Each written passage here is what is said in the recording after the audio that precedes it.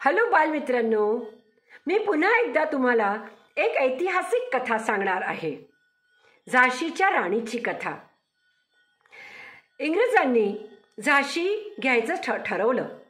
मात्र झाशीची राणी बाणेदार होती. ती म्हणाली, मैं अपनी झांसी नहीं दूंगी. इंग्रजांनी झाशीला वेढा दिला.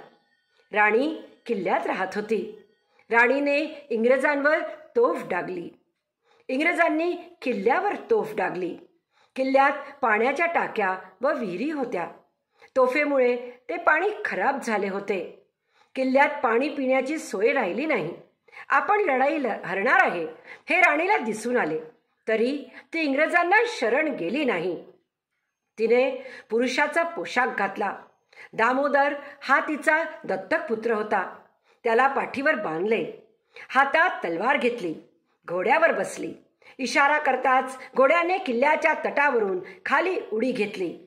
खाली येताच इंग्रजांनी तिच्याबरोबर लढाई सुरू केली. झाशीच्या राणीने इंग्रजांना सपासप कापून काढले. इंग्रज तिला पकडू शकले नाही. ती कालपीला गेली. तेथून ग्वाल्हेरला गेली, पण तिला कोणाचीच मदत मिळाली नाही.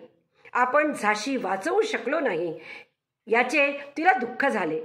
यापेक्षा मरण बरे असे तिला वाटले. शेवटी तिने गवताची गंजी पेटवून त्यात स्वतःला झोकून दिले. धन्य ती राणी लक्ष्मीबाई. आपणही बाणेदार बनलो पाहिजे मुलांनो. छान होती ना? Thank you very much.